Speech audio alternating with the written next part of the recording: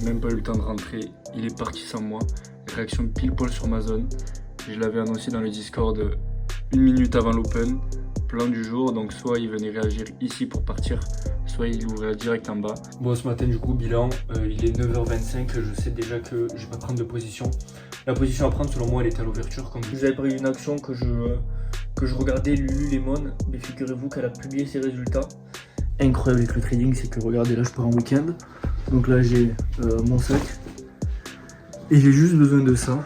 Bonjour, bienvenue dans une nouvelle vidéo, j'espère que vous allez bien. C'est parti, on est le 5 décembre, le 6 décembre, c'est vendredi, dernier jour de la semaine. Cette semaine au niveau des résultats trading, c'est une plutôt belle semaine. J'ai fait 2 TP, 1 SL, 1 BE. Donc c'est une semaine dans le vert quoi, donc c'est intéressant, surtout pour le mois de décembre où en général il est moins volatile. Là j'arrive à trouver des opportunités.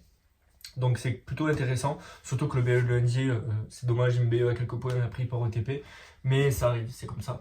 Aujourd'hui, dernier jour, je vais essayer de voir un petit peu s'il y a des opportunités. Ce matin, c'est du coup sur le DAX que je vais regarder s'il y a quelque chose à faire.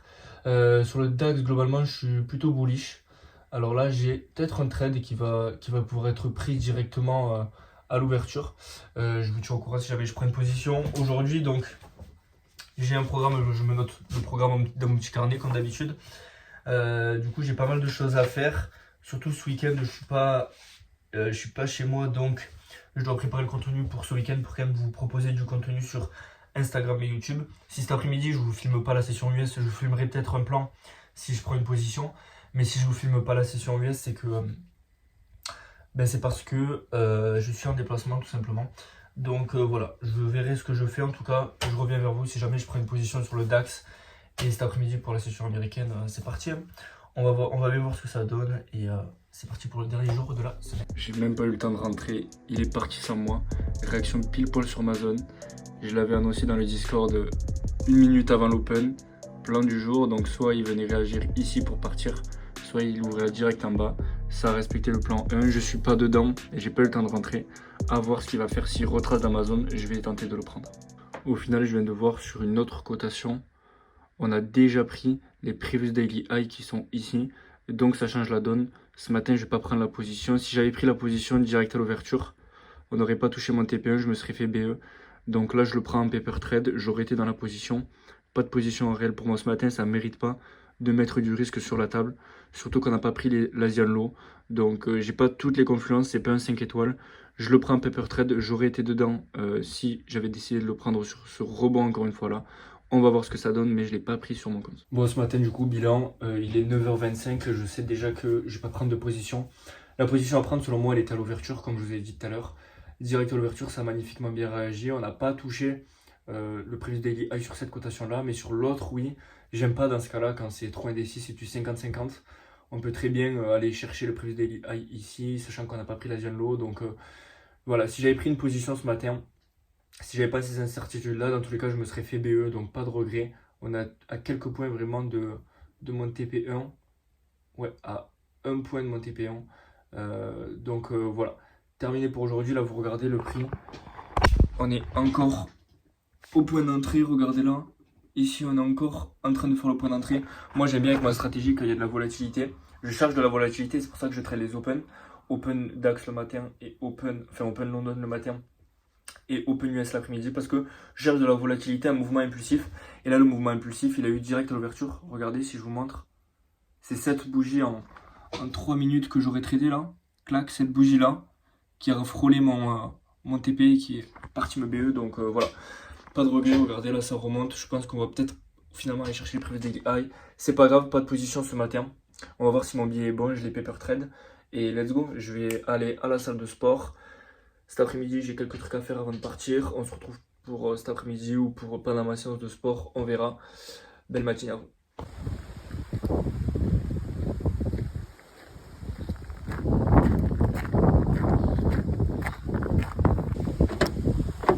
Allez, salut tout le monde, je vous reprends. Du coup, il est 14h20. Ce matin, du coup, j'ai pas pris de trade sur le DAX, comme vous avez suivi. Mais le biais, au final, c'est bien respecté. Si j'avais pris le trade de base, je me serais fait BE, et si j'avais pris le deuxième, il aurait TP. Le problème, c'est que j'avais des contre-confluences, comme je vous ai dit. Et sinon, vous le verrez dans le trade recap qui sort ce soir, qui est déjà sorti, je crois, quand cette vidéo est sortie. Donc, va le voir. Tu as toute l'analyse du DAX. À chaque fois, j'explique. J'ai beaucoup de retours sur ces vidéos parce que ça permet que vous puissiez comprendre comment j'interprète les marchés, comment j'analyse, etc. Là, il est 14h20. Je suis dans la session d'analyse long terme, investissement. Deuxième action qui fait x2, Tesla. Ok, la première, c'était j'avais Rocket Lab, qui est une action magnifique. Pareil, Tesla, je suis très content de cette action, mais je continue d'investir dessus en DCA, comme sur Amazon, Google et Meta. Pour moi, c'est des actions qui sont, ça peut paraître bête, mais sont sous-valorisées aujourd'hui par rapport aux prévisions, etc. Donc c'est intéressant. Là, je m'informe un peu sur l'actualité, sur les fondamentaux. Hier, je vous avais parlé d'une action que je regardais, Lululemon, mais figurez-vous qu'elle a publié ses résultats hier soir. Comme par hasard, je vous parle de cette action-là. Bon, je savais qu'elle avait publié des résultats, mais j'étais bullish, comme je vous ai dit. Et suite au résultat, elle a pris plus de 8% dans la nuit. J'étais pas rentré avant. C'est pas grave, j'attendrai un dip, pareil, un petit dip. Mais dans ces cas-là, c'est vrai que c'est intéressant de profiter du mouvement, d'acheter juste avant une annonce. Et si jamais ça baisse, de racheter pour que ça moyenne à la baisse. Là, je pensais pas que ça allait prendre autant, mais écoutez, c'est pas grave, tant pis, je suis pas dessus, j'attendrai une petite correction. Comme je vous ai dit, je suis déjà bien exposé. Donc voilà, même si je suis quand même bullish pour 2025 au niveau des actions. Je suis quand même bullish, tout le monde dit que c'est survalorisé, etc. On est à des niveaux de valorisation qui sont énormes par rapport à la moyenne de 10 ans. C'est vrai, mais il disait pareil en 2010, il disait pareil en 2014, il disait pareil en 2020, il disait pareil en 2024. C'est tous les ans pareil, donc moi je suis très bullish sur les stocks, surtout sur les petites et moyennes capitalisations, donc celles qui composent le Russell 2000. C'est pour ça que j'ai acheté notamment du Cake par exemple, que j'ai acheté du IMS, que j'ai acheté plein d'autres actions qui sont des petites capitalisations. Donc voilà, je termine ça ensuite et je préparer mes affaires. Comme je vous ai dit, ce week-end je suis en déplacement, je suis pas là. Donc après il y a la session de trading, je serai dans la voiture. Je vais vous montrer quelques plans mais je ne pourrai pas parler. Ça va être une des dernières fois que je vous parle. Du coup je vous souhaite une très très belle fin de vidéo. Je vous laisse profiter des plans. Je sais pas après si je prends un trade, si je fais TP ou SL, on laisse l'avenir le dire. Dans tous les cas, respectez votre plan. Une fois que vous êtes dans une position, dites-vous que plus rien n'est à votre contrôle. Tout ce que vous pouvez contrôler, c'est l'analyse que vous avez fait avant. Grâce à la data que vous avez, c'est que des probabilités, mais une fois que vous êtes dans le trade, vous savez pas si ça va SL ou TP. Moi, quand je prends une position, je sais pas si il y aura SL ou TP, je n'en sais rien. Si je savais, j'arrêterais de prendre des SL et je prendrais que des TP. Mais c'est pas le cas, je ne sais pas, c'est juste par rapport à la data que j'ai, ma stratégie est rentable, je la respecte à la lettre et on va voir ce que ça donne. Sur ce, je vous laisse sur ces très très belles paroles. Vous retrouverez plusieurs plans après, voilà.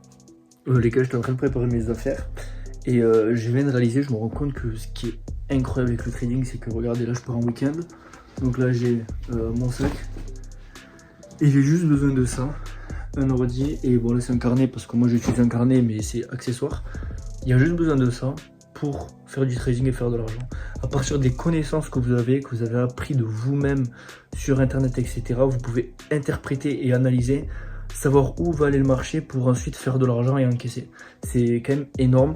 Il y a peu de business qui proposent ça parce que, d'accord, il y a d'autres business en ligne, mais là, il n'y a pas de clients, c'est juste toi et toi seul. Tu peux partir à l'autre bout du monde avec un petit sac et avec un ordi et un petit carnet à la limite. Et tu peux faire ce que tu veux, tu peux faire de l'argent, tu peux faire autant que tu veux, tu n'as aucune limite, tu n'as aucun plafond de verre, tu n'as rien du tout. Donc voilà, la seule limite c'est toi et c'est les limites que tu t'imposes. Donc sur ces belles paroles, je vous laisse. On va voir, vous allez voir juste après si j'ai pris une position sur la session américaine. De toute façon on est vendredi et il y a quand même des annonces, mais c'est pas une annonce qui me bloque. Moi les annonces qui me bloquent c'est CPI et FOMC. Là c'est la NFP, donc ça amène de la volatilité, beaucoup de volatilité. On va voir si je trade. Je vous souhaite une très très belle fin de journée et à bientôt.